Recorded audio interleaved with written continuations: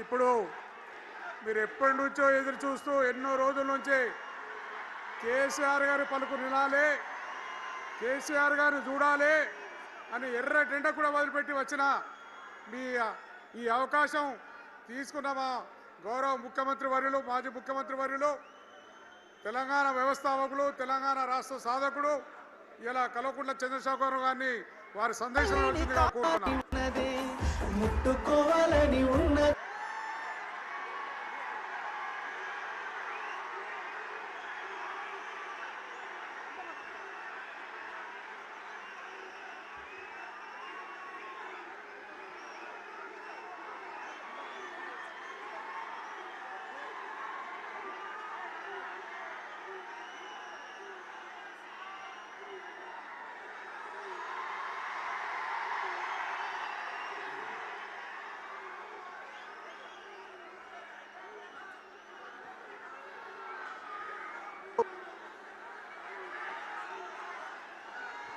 సభాధ్యక్షులు,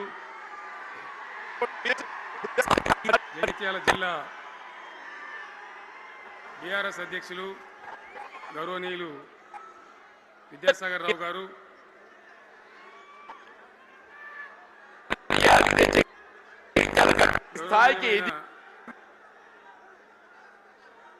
తెలంగాణ శాసన మండలి ప్రతిపక్ష నాయకులు గౌరవనీయులు సిరికొండ మత్స్యనాచారి గారు, శాసన మండలి సభ్యులు ఎల్ రమణ గారు, దేశపతి శ్రీనివాస్ గారు, శాసనసభ్యులు మాజీ మంత్రివర్యులు గంగుల కమలాకర్ గారు, కోరుట్ల ఎమ్మెల్యే డాక్టర్ సంజయ్ గారు, హుజురాబాద్ ఎమ్మెల్యే పాడి కౌశిక్ రెడ్డి గారు, జనగామ ఎమ్మెల్యే గౌరవనీయులు పల్లా రాజేశ్వరరెడ్డి గారు, ఇదే ప్రాంతానికి చెందిన మరో మాజీ మంత్రివర్యులు గౌరవనీయులు కొప్పుల ఈశ్వర్ గారు, పేర్లు చాలా ఉన్నాయి, తెల్లారితో చదవానంటే. వేదికను అలంకరించిన మాజీ ప్రజాప్రతినిధులు, మాజీ జడ్పీ చైర్మన్లు, స్థానిక సంస్థల ప్రజాప్రతినిధులు అందరికీ నా నమస్కారం. ఇదే జగిత్యాలకు సంబంధించినటువంటి అలిశెట్టి ప్రభాకర్ అని ఒక కవి ఉండేవాడు. ఆయన ఒక మాట చెప్పిండు, చీకట్లో జడుసుకుంటే ఒక చెట్టే నీ చుట్టూరా అరణ్యమై భయపెడుతుంది, గుండె అంటూ కలిగి ఉంటే గుండె ధైర్యం ఉంటే నీ వెంట అదే పెద్ద సైన్యమై నిలుస్తుంది అని చెప్పిండు ఆయన. ఇలా నా కళ్ళ ముందున్నటువంటి మీరు, మీతో రెండింతలు బయట రోడ్ల మీద ఉన్నటువంటి అశేషమైనటువంటి జీవన్ రెడ్డి గారి అభిమానులు, మీ అందరి ఆశీర్వాదంతో ఈరోజు జీవన్ రెడ్డి గారి చేరిక కరెక్ట్గా ఆయన గుండె ధైర్యం ఉన్నాడు కాబట్టి, ఉన్నట్టు నికాలస్గా మాట్లాడతాడు కాబట్టి ఇలా ఆయన నిర్ణయం తీసుకొని ఇంత పెద్ద సైన్యాన్ని తీసుకొని తెలంగాణ రాష్ట్ర భవిష్యత్ ప్రయోజనాల కోసం ఆయన బీఆర్ఎస్లో చేరిన విషయం మీ అందరికీ తెలుసు. ఆయన వెంట మీరందరూ వచ్చి ఎవరైతే అందరూ ఈరోజు చేరినరో, ఇంకా రాని వాళ్ళు కూడా ఉన్నారో గ్రామాలలో, పట్టణంలో, మీ అందరికీ ముఖ్యంగా జీవనన్న గారికి, ఆయన వెంట వచ్చినటువంటి ప్రతి పౌరుడికి, ప్రతి అన్నకు, ప్రతి తమ్ముడికి, ప్రతి చెల్లెకి కూడా పేరు పేరున బీఆర్ఎస్ రాష్ట్ర అధ్యక్షుడిగా నేను హృదయపూర్వకమైన స్వాగతం, సుస్వాగతం తెలియజేస్తా ఉన్నాను. జీవన్ రెడ్డి గారి గురించి నేను ఎక్కువ చెప్తే మాది మేమేదో డబ్బా కొట్టుకున్నట్టు అవుతుంది. ఎందుకంటే ఆయన గురించి మీ లోపల తెలియని వాళ్ళు ఎవరు లేరు ఇక్కడ. 40-45 సంవత్సరాల నుంచి మేము స్నేహితులం, చాలా దగ్గర మిత్రులం. వారు చెప్పిన వారి ఉపన్యాసంలో భిన్న రాజకీయ సిద్ధాంతాల వల్ల విడివిడిగా పనిచేసినాం, కానీ మా స్నేహితంలో ఎప్పుడు లోపం లేదు. చాలా చాలా బాధలు, మంచి చెడ్డ సుఖాలని కలిసి పంచుకునే వాళ్ళం, అభిప్రాయాలు కూడా కలిసి పంచుకునే వాళ్ళం. బాబు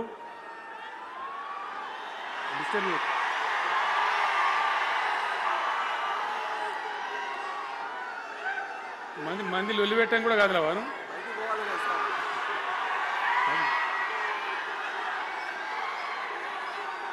చాలా కలిసి పనిచేసినాం.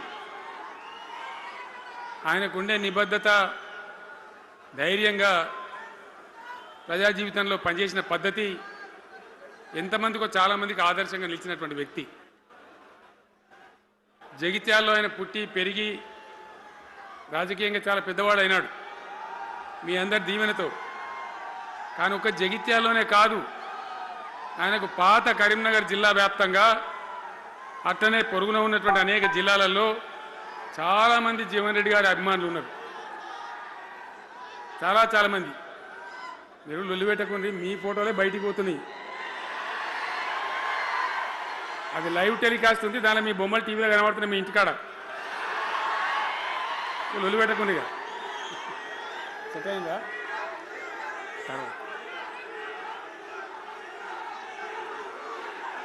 సో అట్లా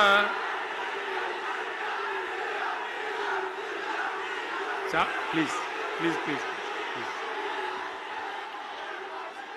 చాలా విషయాలలో ఆయన ఎంతో మందికి ఆదర్శంగా నిలిచినాడు, పనిచేసినాడు. ఈ ప్రాంతం గురించి తన ప్రాణం పెట్టి పనిచేసినాడు. ఆయన మంత్రిగా ఉన్నా, ఇంకో హోదాలో ఉన్నా, ఎమ్మెల్యేగా ఉన్నా, ప్రతిపక్షంలో ఉన్నా తన ఏరియా అభివృద్ధిని ఏనాడు కూడా ఆయన విస్మరించలేదు. లేకపోతే అన్ని పర్యాయాలు మీరు ఎందుకు గెలిపించారు, ఎందుకంత గుండెల్లో పెట్టుకున్నారు? నేను ముఖ్యమంత్రి అయినా వారు ప్రజాప్రతినిధిగా కరీంనగర్లో జరిగినటువంటి సభకు వచ్చింది. అందరూ మాట్లాడిన చాలామంది, తను మాట్లాడుతూ ఒకటే మాట కోరిండు, అయ్యాక బోర్నపల్లి అనే కాడ గోదావరి మీద ఒక బ్రిడ్జ్ అవసరం మాకు, అది కంపల్సరీ కావాలి అంటే నేను ఇక హోదాలు బీదాలన్నీ మర్చిపోయి ఏంది జీవన్న మళ్ళీ చెప్పండి అని చెప్పిండు ఆయన. వెంటనే అక్కడి నుంచి ఆదేశాలు ఇచ్చి 70-80 కోట్ల రూపాయలు మంజూరు చేసి ఆ బ్రిడ్జి అప్పుడు కట్టించినాం. తన యొక్క నియోజకవర్గం పట్ల, తన ఏరియా పట్ల, తన పరిసర ప్రాంతాల ప్రజల పట్ల ఆయన కనపరిచిన ప్రేమ అదంతా కూడా చాలా అద్భుతం. అందుకే ఆయనకు అంత మంచి పేరు కూడా ఉంది. అది నాకంటే మీకందరికి బాగా తెలుసు. ఈ మధ్య వీళ్ళందరూ తయారైంది కదా, ఎవరు అంటే సర్వేలు చేసి ఇస్తారు. జీవన్ రెడ్డి గారు బీఆర్ఎస్లో చేరితే ఎట్లా ఉంటుంది ఏం కథ అని ఒక 2-3 వచ్చి సర్వేలు చేసింది. మీ నియోజకవర్గం కాదు, మీ నియోజకవర్గంలో ఆడంబాంబే పేలిపోయింది, దానిలో మాటనే లేదు. అసలు జగిత్యాల నియోజకవర్గం గురించి చర్చ లేదు. కానీ వాళ్ళు ఏం చెప్పినా సర్వే వాళ్ళు పక్కనున్న సొప్పదండి కావచ్చు, ధర్మపురి కావచ్చు, మేరిట్ల కొట్టుపల్లి కావచ్చు, ఇంకా చాలా కాన్స్టిట్యున్సీలు కావచ్చు, చాలా ప్రభావం ఉంటుంది జీవన్ రెడ్డి గారిది. ఒక అద్భుతమైనటువంటి దీంతో రాజకీయమైన ఇది వస్తుందని చెప్పి వాళ్ళు సర్వే చేసి చెప్పినారు. అది జీవన్ రెడ్డి గారికి ఉన్నటువంటి విశిష్టత. ఒక నియోజకవర్గానికో 10 మందికో కాకుండా తనకు ఏ హోదా లభించినా, ఏ హోదాలో పనిచేసినా చాలా బ్రహ్మాండంగా ఆయన ఇక్కడ ప్రాంతం కోసం తపన పడ్డాడు. ఒక ఉదాహరణ మీకు కనపడుతుంది. పేరు ప్రతిష్ట లేని వ్యక్తులు గ్రాడ్యుయేట్స్ కాన్స్టిట్యున్సీలో ఎమ్మెల్సీగా నిలబడితే గెలవరు. ఆయన శాసనసభ్యునిగా ఇక్కడ ఓటమి చెందినా ఇమ్మీడియట్గా మళ్ళీ ఎమ్మెల్సీగా పోటీ చేస్తే ఇక్కడ ఉండబడే విజ్ఞులందరూ కూడా బ్రహ్మాండంగా గెలిపించింది. ఎందుకు వాళ్ళు ఎందుకు అంటున్నా? అట్లా కాదు కదా, ఇక్కడ నేను మొత్తుకుంటున్నా, అక్కడ నువ్వు మొత్తుకుంటున్నావు, అర్థమవుతుందా?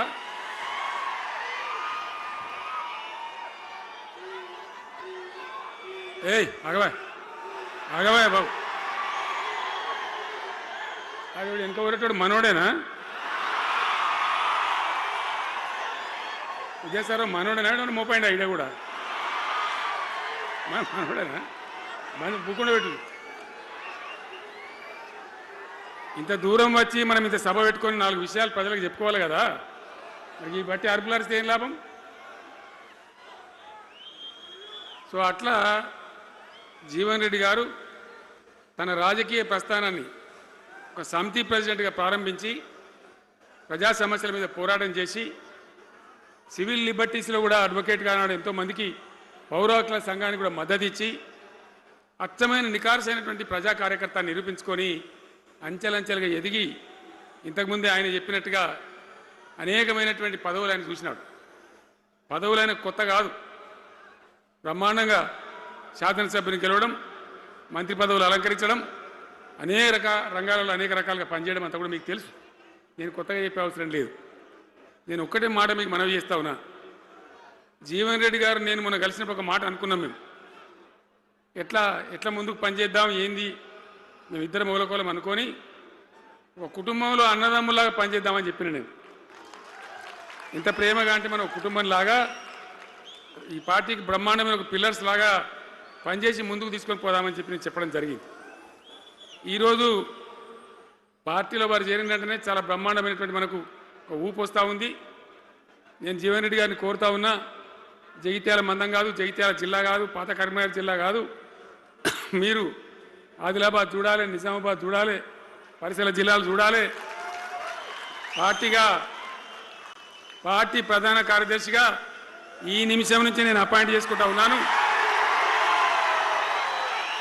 బ్రహ్మాండంగా ఈ ప్రాంతం అంతా కూడా మీ సేవలు అవసరం ఉన్నాయి పార్టీకి. అదే కాదు, 600 ఏది ఏమైనా ఏమవుతుంది, 100% మళ్ళా బీఆర్ఎస్ గవర్నమెంట్ వస్తుంది. వస్తుందా? వస్తుందంటూ చేయలేవాటుండ్రు. ఒకసారి కెమెరాలు కట్టి దింపుకున్నారా బాబు? వస్తుంది కదా. ఇవాళ జీవన్ రెడ్డి గారు పార్టీలో బాబు కౌశిక్ రెడ్డి జర ఆగబట్టరు వాళ్ళు.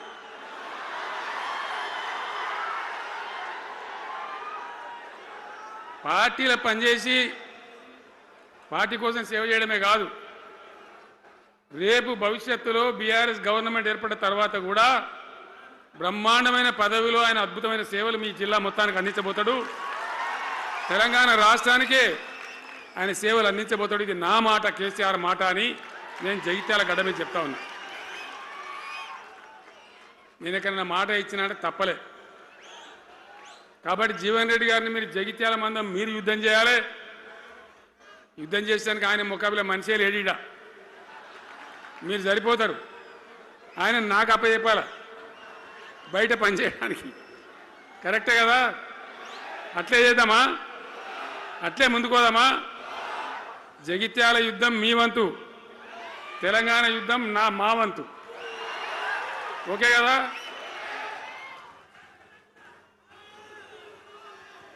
ఇప్పుడు ఏమైతుంది? ఏం కావాలి?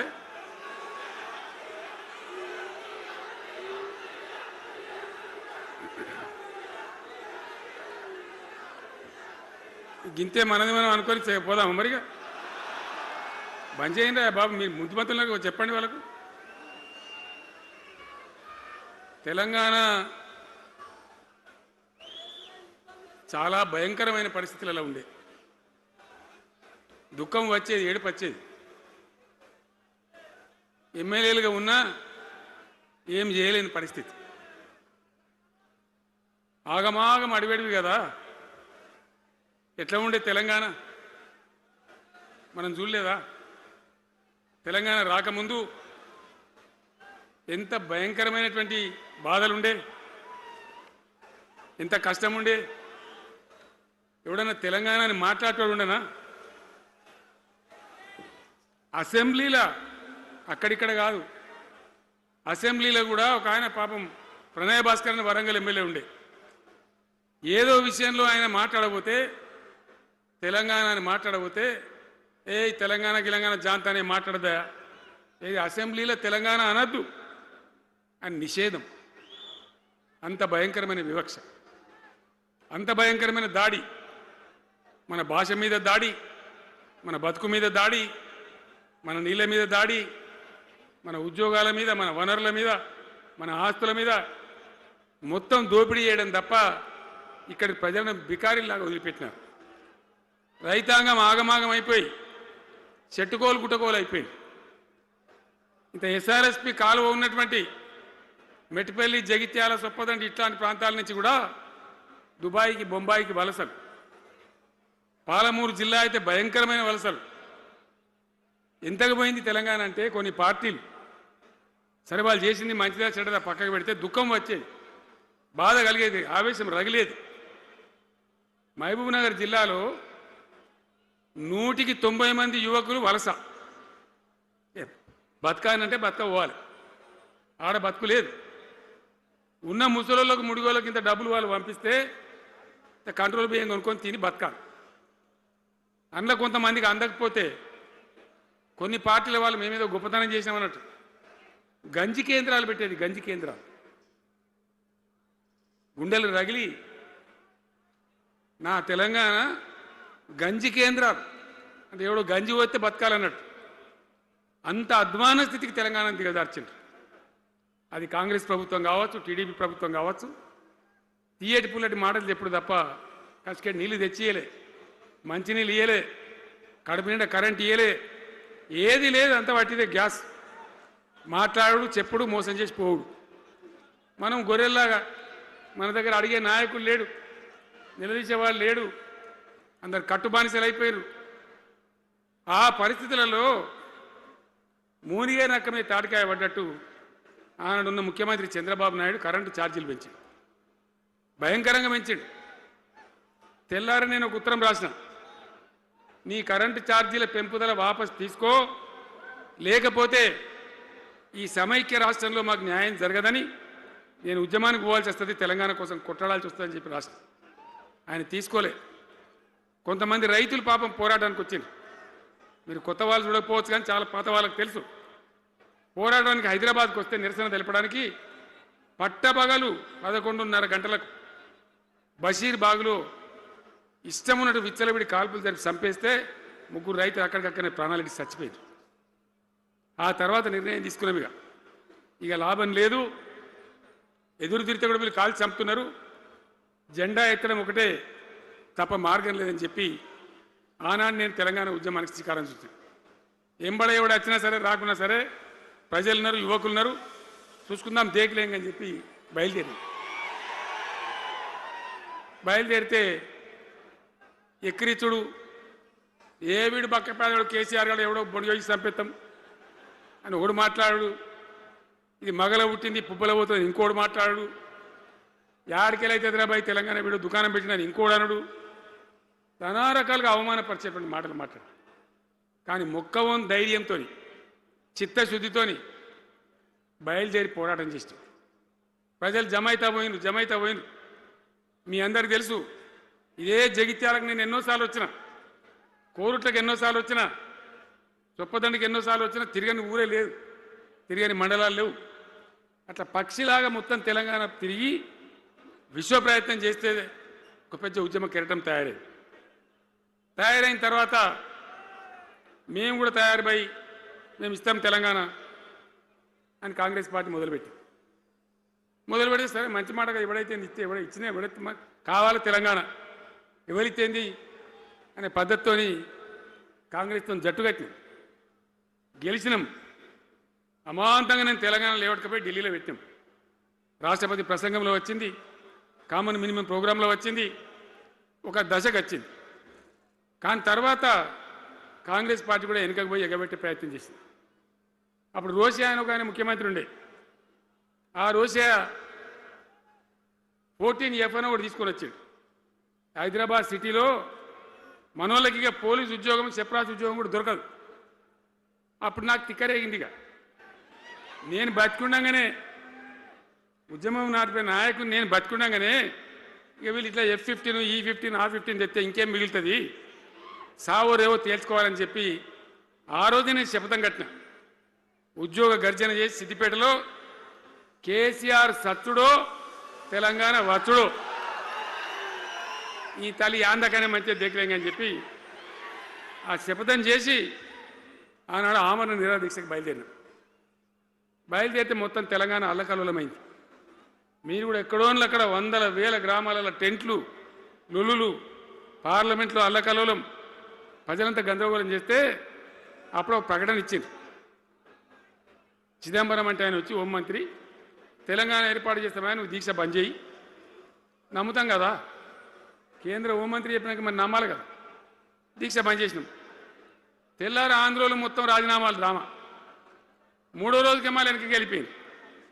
మళ్ళీ అప్పుడు జేఏసీ తయారు చేసి అన్ని పార్టీలను పెట్టి నానా తంటాలు పడి మళ్ళొక 3.5 ఏళ్ళు భయంకరంగా కొట్లాడితే మీరందరూ ఎక్కడి వాళ్ళు అక్కడ ఆశీర్వచనం ఇస్తే మీ ప్రేరణతోని మీ స్ఫూర్తితోని చివరికి తెలంగాణ రాష్ట్రం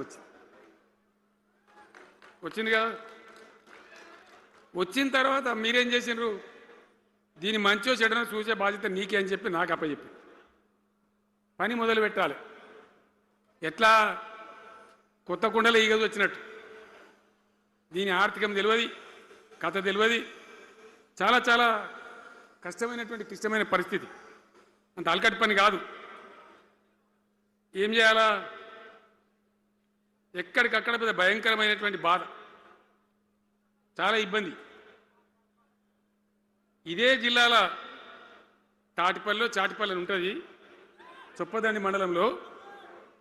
జిఆర్ రెడ్డి గారు అని చెప్పి పెద్ద ఆర్థిక శాస్త్రవేత్త, ఆయన బీహార్లో పనిచేస్తూ ఉండే. నేనే స్వయంగా జిఆర్ రెడ్డి గారికి ఫోన్ చేసి, అన్న మన సొంత రాష్ట్రం వచ్చింది, మనం బాగు చేసుకోవాలి, మీరు రావాలి అని పిలిపించుకొని అట్లాంటి వాళ్ళందరినీ సమూహపరచుకొని ఒక ఎజెండా వేసుకొని బయలుదేరి. అంతకుముందు సమైక్య రాష్ట్రంలో మొత్తం తెలంగాణ చెరువులు నాశనం చేసింది. కాకతీయ రాజులు తవ్వించిన చెరువులు ఉండే మనకు బ్రహ్మాండంగా ఒక 75-80 వేల చెరువులు ఉండే. ఆంధ్ర పాలకుల సమైక్య పాలనలో మొత్తం నాశనం పట్టేసిండ్రు, కబ్జాలు పెట్టిండ్రు, నాశనం పట్టిండ్రు. చివరికి 40-44 వేల చెరువులు ఉండే. ఎక్కడ మొదలు పెట్టాలి, ఎవరి పేరు పెడితే బరకత్ అవుతుంది అని ఆలోచించి ఏ కాకతీయ రాజులైతే మనకు అన్నం పెట్టినరో వాళ్ళ పేరుతో ఇది బాగా చేయాలని చెప్పి మన మొట్టమొదటి కార్యక్రమం మిషన్ కాకతీయ. ఎందుకు మిషన్ కాకతీయ? ఆ చెరువుల దరిద్రం వదిలిస్తే, వాటిని బందోబస్తు చేస్తే, వాటిలో నీటి నిల్వ సామర్థ్యం పెరిగితే గ్రౌండ్ వాటర్ పెరుగుతుంది, బోర్లు బాగా నీళ్ళు వస్తాయి. కాబట్టి అక్కడి నుంచి ప్రారంభించి చేసినాం. అది కూడా తెలంగాణ ప్రజలు, రైతులు ఒక ఉద్యమంలాగానే చేశారు. మట్టి తీసుకొని పోండి, సారవంతంగా ఉంటుంది, మీ పొలాలలో పోసుకోమంటే లక్షల ట్రాక్టర్ల మట్టి తీసుకొని పోయింది తెలంగాణ రైతాంగం. అన్ని గ్రామాలలో ఒక విప్లవం లాగా ఆ మట్టి తీసుకొని పోయి వాళ్ళ భూములలో పోసుకొని కూడా బ్రహ్మాండంగా చేశారు. అక్కడి నుంచి మొదలుపెట్టినటువంటి ప్రస్థానం 10 ఏళ్లలో ఎన్ని చేసినామో మీరు చూసారు. బట్టి మాటలు మాట్లాడు, గప్కాలు కొట్టుడు కాకుండా నేను ఒక్కటే మాట మిమ్మల్ని అడుగుతున్నా, మీరందరూ కూడా చూసారు. శాసనసభలో నిలబడి ఈ రాష్ట్ర చరిత్రలో ఎవడన్నా ఒక ముఖ్యమంత్రి ఈ 5 ఏళ్లలో మిషన్ భగీరథ కంప్లీట్ చేసి ప్రతి ఇంటికి నల్లా పెట్టి మంచినీళ్ళు ఇవ్వకపోతే మల్ల తేపకు నేను నిలవడం, ఓట్లు అడగం అని చెప్పిన ముఖ్యమంత్రి ఎవరన్నా చూసినామా? నేను చెప్పిన మాట అసెంబ్లీలో నిలబడి చెప్పి ఆ 5 ఏళ్లలో మిషన్ భగీరథ నీళ్లు తెచ్చి 100% కులం మతం సంబంధం లేకుండా తండాలు మారుమూల పల్లెలకు కూడా ప్రతి గ్రామానికి ట్యాప్ పెట్టి, ప్రతి ఇంట్లో ట్యాప్ పెట్టి మంచి స్వచ్ఛమైనటువంటి నీళ్ళు తెచ్చిచ్చింది. 5 ఏళ్ళు నడిచింది, నడవలే. మిషన్ భగీరథ నీళ్ళు పుష్కలంగా రాలే? ఏమన్నా రాలేదా? వచ్చినాయా?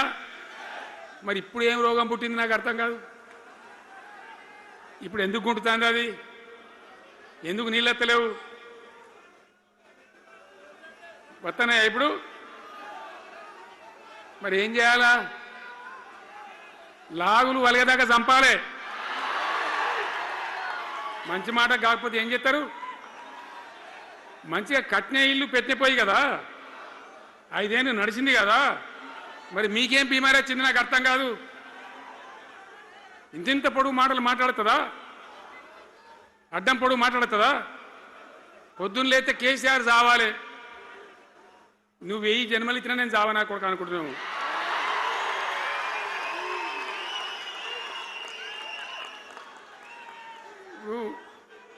ఉట్టి మీద దాచిపెట్టింది.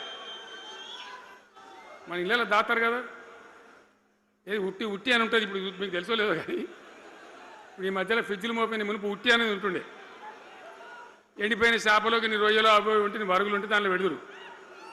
పిల్లికి అందదా ఉట్టి, కింద కూసుకొని శాపం పెడతా ఉంటుంది, తెగాలే పడాలి, తెగాలే పడాలి. పిల్లి శాపానికి ఉట్టి తెగుతుందా? మరి ఈ విధవలు కేసీఆర్ రావాలంటే కేసీఆర్ దత్తడా? మీ దీవెన మీ ఆశీర్వచనం ఉంటే జీవన్ రెడ్డి గారు అన్నాడు నాకు 75 ఏంటి వచ్చినాయి. జీవన నేను చెప్తున్నా నాకు కూడా 72 వచ్చినాయి. నీ వెనకనే నేను కూడా లైన్లోనే ఉన్నా. నేను ఒక్కటే మాట చెప్తున్నా,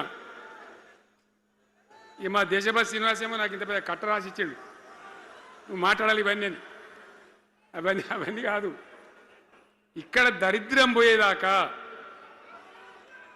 ఇక్కడ టాప్ టు బాటం అన్ని వర్గాల ప్రజలు ఇది మా తెలంగాణ, మేము గర్వంగా బతుకుతాం, సంతోషంగా బతుకుతాం, అన్ని వర్గాల ప్రజలు తలెత్తుకొని వచ్చేదాకా మనం సేవ చేయాల్సిందే, చివరి శ్వాస దాకా కూడా చేయాల్సిందే, తప్పదు. బ్రహ్మాండంగా ముందుకు తీసుకొని పోవాలి. మీరు కూడా నాకు 75 వచ్చింది కాదు, ఇవాళ మీరు 50-25 ఏళ్ళు తగ్గిపోయింది మీ వయసు. అంత యువకునిలాగా అంత ఉత్సాహంగా ముందుకు దూసుకొని పోదాం. తెలంగాణ ఎట్లా మంచి దాని సంగతి చూద్దాం. ఇప్పుడు అన్నీ ఒక పొదరిల్లాగా చేసినాం. కరెంటు చక్కగా ఉండేనా కేసీఆర్ రాకముందు? కరెంటు ఉండేనా? కేసీఆర్ ఉన్న రోజులు మంచిగా ఉండేనా? మరి మళ్ళీ ఇప్పుడు ఏం రోగం వచ్చే, ఏం బీమారు వచ్చే? కరెంటు కాకెత్తుకొని పోయిందా? ఆనాడు 7,000 మెగావాట్లు ఉంటే ఒక ఏడాది లోపల మంచిగా చేసి 24 గంటల కరెంట్ ఇచ్చినాం, ఒక క్షణం కూడా పోకుండా. ఎప్పుడైనా రిపేర్ అవుతుంది తప్ప, టెక్నికల్ ప్రాబ్లం అవుతుంది తప్ప పోకపోతుండే, అంత మంచి పవర్ సప్లై చేసినాం. దాని తర్వాత యాదాద్రి, భద్రాద్రి ఇంకా చాలా కొత్త సబ్స్టేషన్లు నిర్మాణం చేసినాం, జనరేటింగ్ స్టేషన్లు పెట్టినాం, 20,000 మెగావాట్లు తీసుకొని పోయినాం. ఏది దరిద్రులకు రాజ్యం అప్పయ్యే ముందు 20,000 మెగావాట్లు తీసుకొని పోయినాం. మరి ఏం రోగం వచ్చింది, ఏం బీమారి వచ్చింది, ఎందుకు ఇబ్బంది పెడుతున్నారు? అనేక చోట్ల రైతుల పొలాలు ఎండుతున్నాయి, పేపర్లలో ఫోటోలు వస్తున్నాయి, టీవీలలో వస్తున్నాయి, జనం ఏడుస్తున్నారు. ఎందుకు ఈ బాధ కలుగుతూ ఉంది? ఇది ఆషామాషి వ్యవహారం కాదు, ఇది జీవన్మరణ సమస్య, మన బతుకు తెరుగు సమస్య. ఓట్లు వేసేటప్పుడు నేను సిల్కలకు చెప్పినట్టు చెప్పిన, ఉల్టా పల్టా ఎటుపడతాడు వేయకుండా దెబ్బతింటారని చెప్పిన. నా మాట ఇన్నోడు ఇనలే. ఇప్పుడు ఏమైంది, ఏం జరుగుతుంది? ఆ రోజు నేను చెప్పిన, వీళ్ళు కనుక గెలిస్తే ఈ దుర్మార్గులు, వీళ్ళ గుండె లోపల తడి లేదు, వీళ్ళు రైతు బంధుకు రామ్ రామ్, దళిత బంధుకు జై భీమ్. అయిందా? అట్లే పక్క ముచ్చట ఇది. ఇక ఇవాళ ఇప్పుడు జీవన్ రెడ్డి గారు చెప్పిండు, కాంగ్రెస్ వాళ్ళు సభ పెట్టినాడు, కాటారంలో బుడరంలో పెట్టినాడు, ఆడ పైసలు ఎత్తారట. ఇది ఒక్కతే ఆపకేసే రైతు బంధు నెలకొక ఇస్తా, ఎకరానికా అంటే 2 నెలలకు ఒక ఎకరానికి అంతేనా? 6,000 వేసినాం, మా అంతా సిపాయిలను బొచ్చగొట్టుకుంటాను. ఆనాడు ఎట్లా పడేది రైతు బంధు? 10 రోజుల గ్యాప్లో మొత్తం రైతులకు వచ్చేసేది. టంగ్ మన సెల్ ఫోన్ మోగుతుండే, మంచిగా టింగున పోయి బ్యాంకులకి వెళ్ళి తెచ్చుకుంటుండే. ఎక్కడ పోయి మరి? ఏం మాట్లాడిండ్రు? ఉరుకుని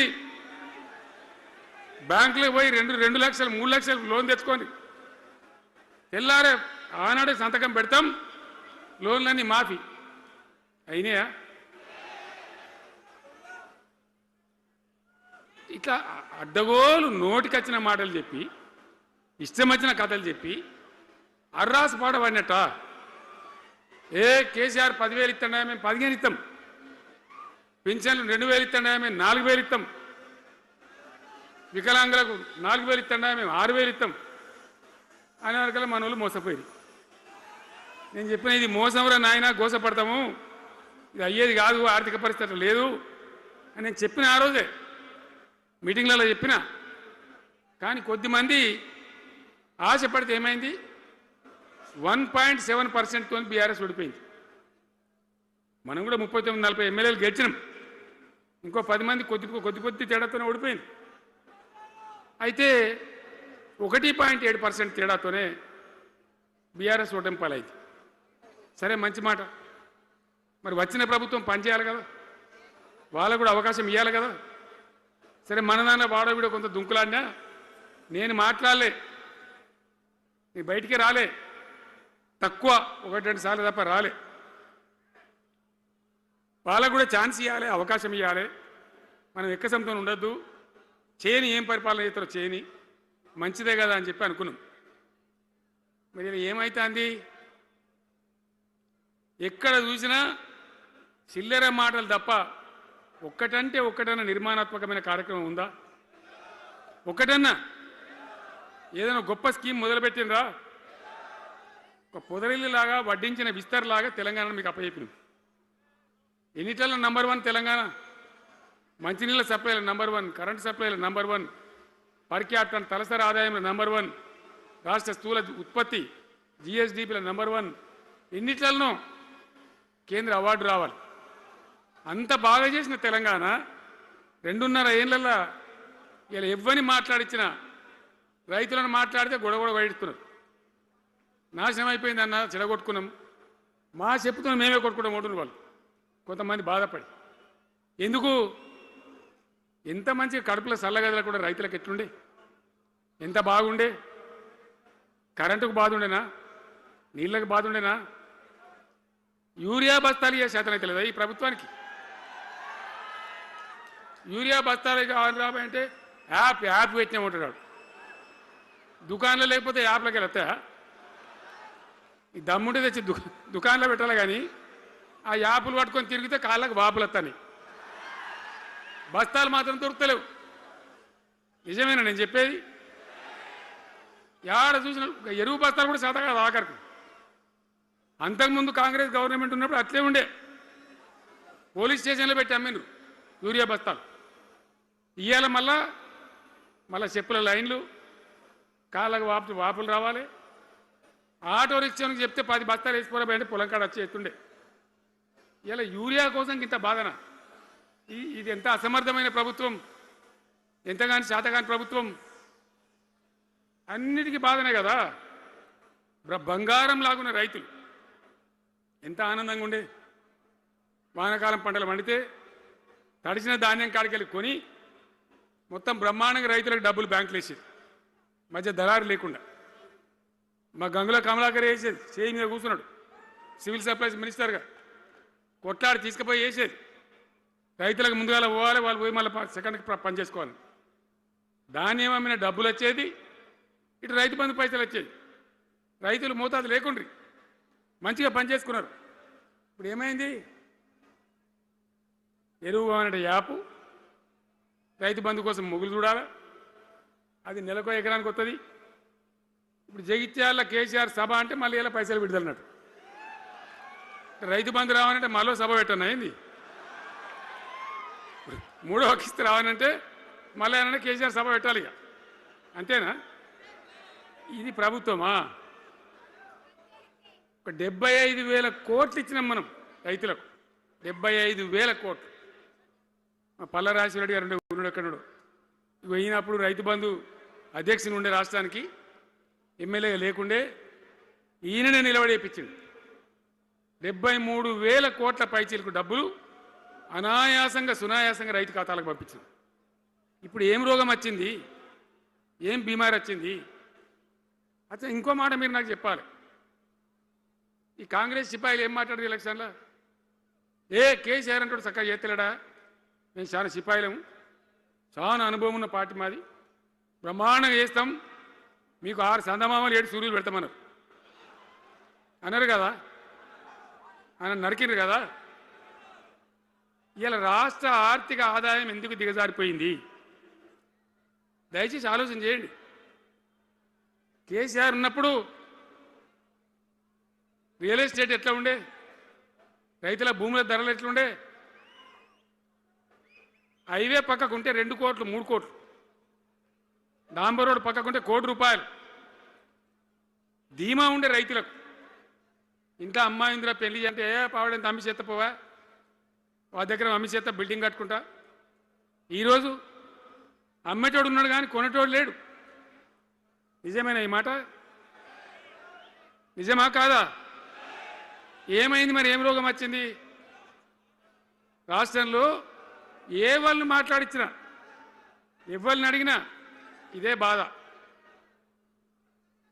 ఈ విధంగా రైతుల భూముల ధరలు పడిపోయినాయి, రాష్ట్ర ఆర్థిక పరిస్థితి పడిపోయింది, మంచినీళ్ళకు గోసపడాలి, రైతాంగం అన్నిటికీ గోసపడాలి. ఇవాళ మక్కలండి, మక్కలు వచ్చినాయి. పెడితే కొంటమని చెప్పారు, కొనకపోతే కొనమని చెప్పారు. ఈ శాతకాని దొంగతనం ఎందుకు? లోపల అధికారులకేమో కొనకూడదని చెప్తుంది, మీది కొంటమని చెప్తుంది. మక్కలు కొనే ధీమా ఉందా? ఇవాళ కొంటుండ్రా? వడ్లు కొంటుండ్రా? కొనకపోగా మళ్ళీ ఇంకా బోనస్ ఇస్తామని ఒక బోగస్ మాట. ఎవరికైనా నచ్చిన బోనస్ వస్తుందా? వాటిదే బోనస్, అంత బోగస్.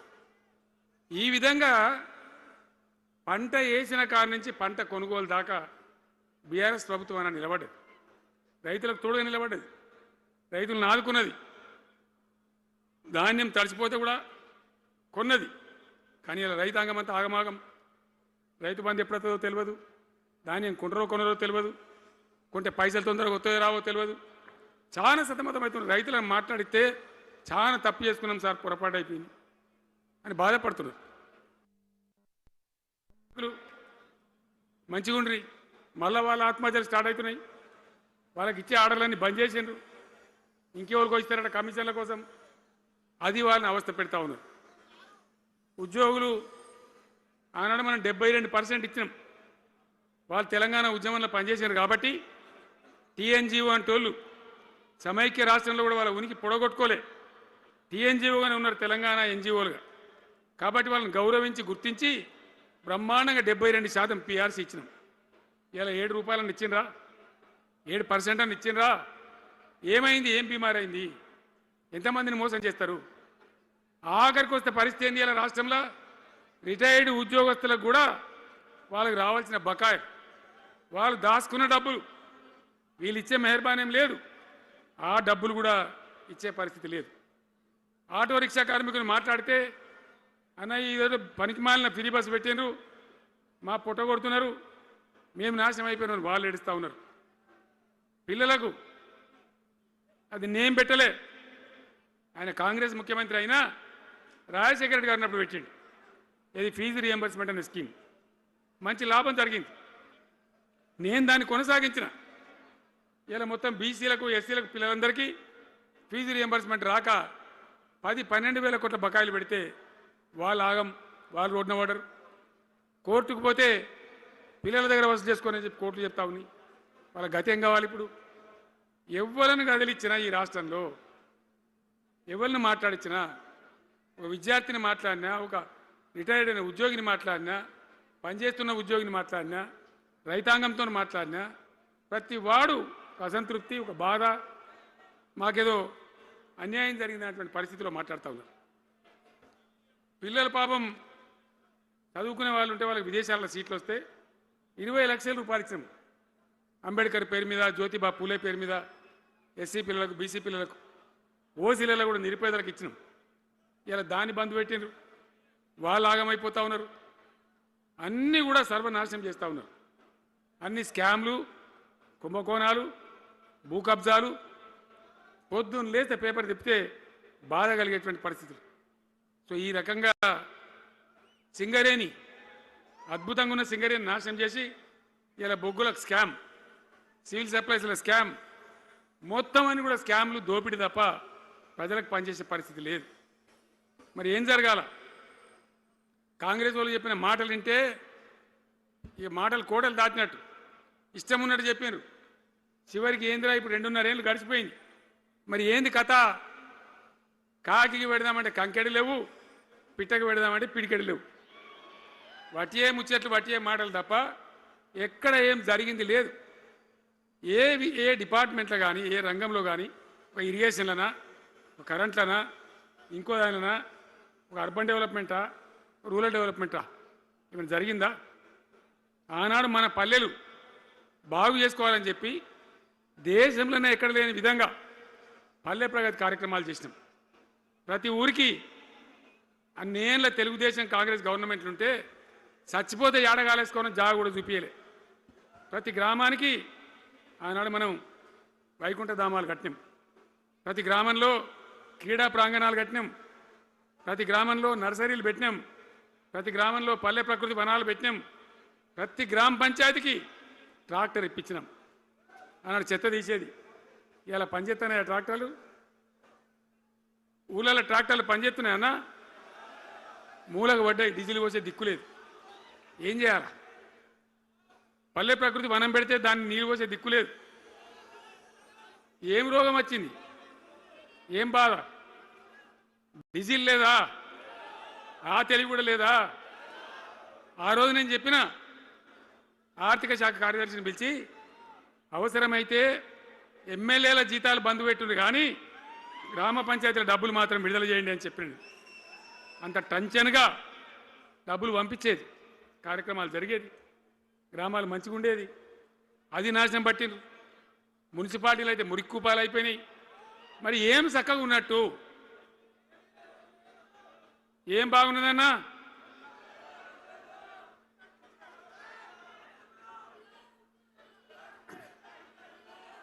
అందుకే జీవన్ రెడ్డి గారు లాంటి సీనియర్ నాయకుడు, అనుభవం ఉన్న వ్యక్తి నోటికెళ్ళి ఏం మాట వచ్చింది? కాంగ్రెస్ పోవాలి, బీఆర్ఎస్ రావాలి. ఎందుకు వస్తుంది ఆ మాట? వటిగానే వస్తుందా? బాధ్యత లేకుండా వస్తుందా? ఏది చూసినా కూడా చక్కదనం లేకపోతే, పొద్దున్న లేతే దోపిడి తప్ప ఇంకోటి లేకపోతే ఎందుకు ఈ పరిస్థితి వస్తుంది? రాష్ట్ర ఆర్థిక పరిస్థితి నాశనం, ఉద్యోగస్తులు ఆగం, రిటైర్డ్ ఉద్యోగస్తులు ఆగం, విద్యార్థుల జీవితాలు ఆగం, ఆటో కార్మికుల జీవితాలు ఆగం. ఎవరు చక్కగా ఉన్నాడు? సంతృప్తి ఎవరున్నారు? ఏం జరుగుతూ ఉంది? ఇది ఈ రాష్ట్రంలో ఉన్న పరిస్థితి. ఇక నేను చెప్పానంటే తెల్లారిదాకా చెప్పచ్చు. నేను ఒకటే మీద మనవి చేస్తూ ఉన్నా, ఖచ్చితంగా మళ్ళీ ఎట్టి పరిస్థితులలో ఎవరు ఏమన్నా సరే ఖచ్చితంగా రావాలి. ఇంకా ఈ అందానికి ఒకటి బోడముండ హైడ్రాని తెచ్చిపెట్టింది. దానికి ఆ హైడ్రాకు ఆ పిసిసి ప్రెసిడెంట్ అని ఉంటాడు ఆయన, కాంగ్రెస్ కమిటీ అధ్యక్షుడు, ఆయన నిజామాబాద్లో పోయి చెప్తుండు, హైదరాబాద్లో హైడ్రా, నిజామాబాద్ కూడా తెత్తాం బిడ్డ, నిజామాబాద్లో నిడ్రా, రేపు జగిత్యాలలో కూడా జిడ్రా అంటాడు. ఇక అది ఏం కావాలి? మొత్తం పేదల కొంపలన్నీ కూల్చుడేనా? కేసీఆర్ రాజ్యానికి వచ్చినప్పుడు 3.5 లక్షల మందికి పేదలు ఎక్కడ ఉన్నారో అక్కడనే పట్టాలు ఇచ్చినాం. వాళ్ళని ఆగం చేయకుండా పాపం గరీబోళ్ళు 3.5 లక్షల కుటుంబాలకు హైదరాబాదు చుట్టుపక్కల వేరే పట్టణాల్లో కూడా పట్టాలు ఇచ్చిన వాళ్ళని బతకనిచ్చినాం. ఇలా ఏం కూలగొట్టుడు? అది పుస్తకాలు కూడా తీసుకుని పోరాటాలు చదువుకునేటి అంతే గిరితమా? నేను ఒక్కటే మాట మనవి చేస్తా ఉన్నా, గ్యారంటీగా బీఆర్ఎస్ గవర్నమెంట్ వచ్చేది ఖాయం. మొట్టమొదటి రోజులనే ఈ ఐటాంటోని ఎత్తి అవతల వరిస్తామని చెప్పి నేను మనవి చేస్తా ఉన్నా. తీసేయన్నా దాన్ని, ఐటాన్ తీసేయనన్నా? పక్క మాటనా? మళ్ళా మొదలు పెట్టిరా? ఇక జరాగు, 5 నిమిషాలు అది అయిపోతుంది. హైడ్రాని పీకేసి మొదటి సంతకంతోనే తీసి చెరువులో వాడేస్తాం దాన్ని. ఇప్పుడు మనం చేయలేం. 46,000 చెరువులు మంచిగా చేసినాం. ఏమన్నా గుడిసె కూడా కొలగొచ్చామా? ఇల్లు కూడా వచ్చామా? ఇదేమి ఇచ్చేంతరం నాకు అర్థం కాదు. మూసి అని దాని ఎంబడి వాడారు, దానికి ఆడ గరీబులు ఉంటారు పాపం. మూసి ఎంబడిన గరీబులను వాళ్ళని ఏమి ఏడిపించుడు? పొద్దున్న లేతే వాళ్ళు నిద్రపోకుండా, వాళ్ళ కంటి మీద కొనుక్కు లేకుండా, అది ఎవరు చేసే ప్రాజెక్ట్ అయ్యేది కాదు, పీకేది అవుతుందా? 15,000 ఇల్లు కూడా కొడతారట. ధర్మమేనా అది? ఈ రకంగా ఒక పనికి మాలిన హైడ్రా తెచ్చి మూసి అది చెయ్యాలి, మూసి మంచిగా చేయాల్సిందే వద్దనేవాడు అన్నాడు. అన్ని వేల ఇల్లు కూడా కొట్టడం ఎందుకు నాకు అర్థం కాదు. అలా ఏం లేదు, భూములు కబ్జా పెట్టే రియల్ ఎస్టేట్ దందా తప్ప దానిలో ఏం లేదు. మూసి ప్రజల కోసం కాదు, నగర ప్రజల కోసం కాదు, ఈజీగా చేయగలిగిన దాన్ని, మామూలుగా చేయగలిగిన దాన్ని నాశనం పట్టి దాన్ని కథం పడతా ఉన్నా. ఏది చూసినా కూడా ఒక రకమైన దోపిడీ, ఒక రకమైనటువంటి గుండాగిరి, అరాచక వ్యవస్థతో ముందుకోతున్నారు తప్ప ప్రజా సంక్షేమాన్ని కాంక్షించి ఒక్క స్కీమ్ కూడా రాలే. ఇరిగేషన్ ప్రాజెక్టులు అన్ని పండబెట్టిరు. ఏం రోగం? ఒకనాడు కాకతీయ కాలువ మీద, మన వరద కాలువ మీద మోటార్లు పెడితే ఏం కోసాది? మా శంకరెడ్డి చెప్తా ఉండే ఇంతకుముందు, వేల మోటార్లు పెట్టుకుంటే వచ్చి కోసుకపోదురు, లారీలకు లారీలు మోటార్లు ఎత్తుకపోదురు. ఇదే వరద కాలువ మీద కేసీఆర్ నన్ను రోజులు ఎవడన్నా మాట్లాడిందా? మాట్లాడలే. చివరికి ఏం చేసింది మీరు మంచిగా వినాలి. వీళ్ళు మామూలు పని చేస్తలేరు, మన జీవితాలకే బాంబులు పెడుతున్నారు. ఆ రోజు కూడా నరేంద్ర మోడీ ప్రధానమంత్రిగా ఉండే ఆయన ఏం చేసిండు? కరెంటు మోటార్లకు మీటర్లు పెట్టాలి, నువ్వు పెట్టాలి కేసీఆర్ అని నా మీద ఒత్తిడి. నేను చెప్పిన నా పానం పోయినా సరే సచ్చినా సరే నేను మీటర్ పెట్టా అని చెప్పింది. పెట్టలే. 30,000 రూపాయలు కట్ చేస్తే నీకు అన్నాడు. కట్ చేసిండు. రాష్ట్ర ప్రభుత్వానికి వచ్చేటువంటి ఆదాయం 30,000 కోట్ల రూపాయలు వదులుకొని కూడా తెలంగాణలో నేను కరెంటు మీటర్ పెట్టనియలే. నేను ముఖ్యమంత్రి ఉన్నాను రోజు. ఇవాళ ఏం చేసిండు తెలుసా వీళ్ళు మీకు? మీకు తెలియలే, మీరు అమాయకులున్నారు. ఢిల్లీకి పోయి ఒప్పుకున్నారు. ఒప్పుకొని ఏం చేసిండ్రు?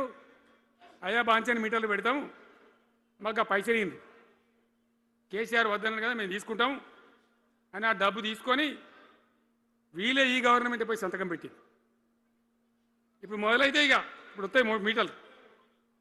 ఎదుర్కొందామా? మీటర్ల ఎదురుపాటును యుద్ధం చేద్దామా? కొట్లాడదామా? ఏమన్నాం మనం? నాకు అర్థం కాదు. రైతులు మంచిగా ఉండాలి, వ్యవసాయం మంచిగా ఉండాలి, పల్లెలు బాగుండాలి, వృత్తి పనులు బాగుండాలి. ఇప్పుడు యాదవులకు ఒక గొర్రెలు ఇప్పించినాం. ఇప్పుడు వస్తున్నాయా గొర్రెలు? వినబడతలేదు. బంద్ అయినాయా? ఎందుకు బంద్ అయినట్టు? మరి దానికి ఏం రోగం వచ్చే? మరి ఎవరికి ఇచ్చినట్టు? చేపలు పట్టే వాళ్ళ కోసం చేప పిల్లలు వేసినాం, ఇప్పుడు వేస్తానరా? మరి ఎవరికి చేసినట్టు? వృత్తి పని వాళ్ళకు ఉండదు, ఎవరికి ఉండదు. బీడీ కార్మికులు ఉన్నారు, నాకెవ్వరు దరఖాస్తు ఇయ్యలే, ఇవాళ అడగలే. అప్పుడప్పుడు మా తులమ చెప్పేది, అన్న వాళ్ళ పరిస్థితి బాగుండదు పేదరికంలోనని చెప్పేది. మా అంతటా మేమే ఆలోచించుకొని బీడీ కార్మికులకు పెన్షన్ తెచ్చినాం. మొత్తం భారతదేశంలో ఏ రాష్ట్రంలో ఇస్తారా? వాళ్ళకి పెన్షన్లు పెంచుతామని ఎగబెట్టినరా? వాళ్ళకు కాదు, ఎన్ని ఆశలు. ఇంట్లో ఉన్న ఆడపిల్లకు 5 లక్షలు మహాలక్ష్మి అని పేరు పెట్టి 2,500 నెలకిస్తామని ఇచ్చిండ్రా? రూపాయి వచ్చిందా? అట్లా ఎన్ని? 6 గ్యారంటీలు, 420 హామీలు. స్కూటీలు ఎక్కడ బాయే? స్కూటీల్లో మనలే, ఇంకా స్కూటీలు ఎక్కడి? ఏమన్నా నచ్చినాయా? మరి నేను ఏమంటున్నా అంటే దయచేసి మీరు ఆలోచన చేయాల్సింది, ఇలా ఈ సభలో మాట్లాడుతున్నా మీరు వింటున్నాను కాదు, యావత్ తెలంగాణ వింటున్నది. తెలంగాణ ప్రజలందరికీ కూడా నేను కోరుతాను, నేను చెప్పిన నిజమా అబద్ధమా? ఏం జరుగుతూ ఉంది తెలంగాణలో? ఈ సందర్భంలో ఖచ్చితంగా ప్రజల మంచిని కోరే ప్రతి వాళ్ళు ఒకటి కావాల్సిందే, మళ్ళా తెలంగాణ పునర్నిర్మాణ యజ్ఞం మళ్ళా ప్రారంభం కావాల్సిందే. దాన్ని ఎవడు ఆపలేడు. జర గాచారం బాలేకపోతే దెబ్బతింటాం, అంత మాత్రం చేత ఆగిపోతామా? ఊకుందామా? పోరాటం చేయాల్సిందే, వీళ్ళని నిలదీయాల్సిందే.